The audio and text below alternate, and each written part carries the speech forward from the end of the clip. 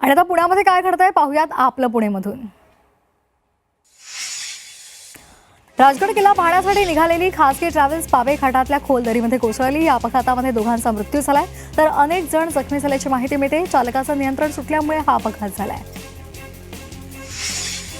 पीएमआरडीएनं पालखी मार्गावरील अनधिकृत होर्डिंगवर कारवाई केली। आषाढी पालखी सोहळ्याच्या पार्श्वभूमीवर होर्डिंग्ज विरोधातली धडक कारवाई सुरू झाली आहे। हवेली, दौंड, पुरंदर आणि वडकी परिसरातील एकूण 70 बेकायदेशीर होर्डिंग्ज हटवलेले आहेत। वारकऱ्यांचा प्रवास सुरक्षित व्हावा यासाठी ही मोहीम राबवली जाते।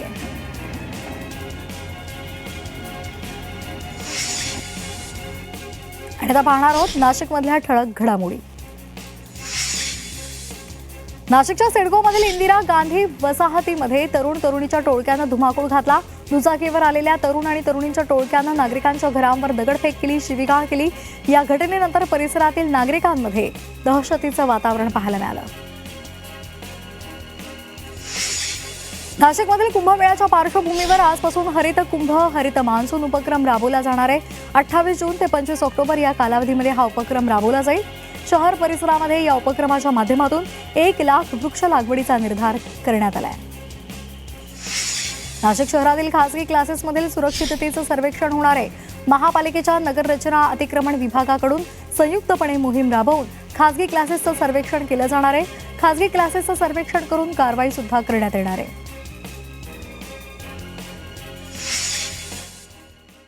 आणि आता पाहणार आहोत छत्रपती संभाजीनगरमधल्या महत्त्वाच्या बातम्या। जूनमध्ये छत्रपती संभाजीनगर जिल्ह्याकडे पावसानं पाठ फिरवलेली आहे। खुलताबाद तालुक्यामध्ये सर्वात कमी पावसाची नोंद झाली आहे। एकाही तालुक्यात सरासरीपेक्षा जास्त पावसाची नोंद झालेली नाही। त्यामुळे खरीप हंगामामधील पेरण्या खोळंबल्यात। शेतकरी मोठ्या आणि दमदार पावसाच्या प्रतीक्षेत आहेत। सरकारकडून निधी उपलब्ध व्हायला झालेला विलंब आणि कामातल्या दिरंगाईचा फटका छत्रपती संभाजीनगर जिल्हा परिषदेच्या नवीन प्रशासकीय इमारतीला बसलाय। त्यामुळे अद्याप निजामकालीन इमारतीमधूनच काम सुरू आहे। हा प्रकल्प टप्प्याटप्प्यानं वाढत असताना आता 73 कोटी रुपयांवर पोहोचलाय। छत्रपती संभाजीनगर जिल्ह्यातील सर्वात मोठ्या जायकवाडी प्रकल्पामध्ये सध्या 27% जलसाठा आहे, तर मध्यम आणि लघु प्रकल्पातही अत्यल्प पाणीसाठा आहे। त्यामुळे उपलब्ध पाण्याचा काटकसरीनं वापर करण्याचं आवाहन प्रशासन करतंय।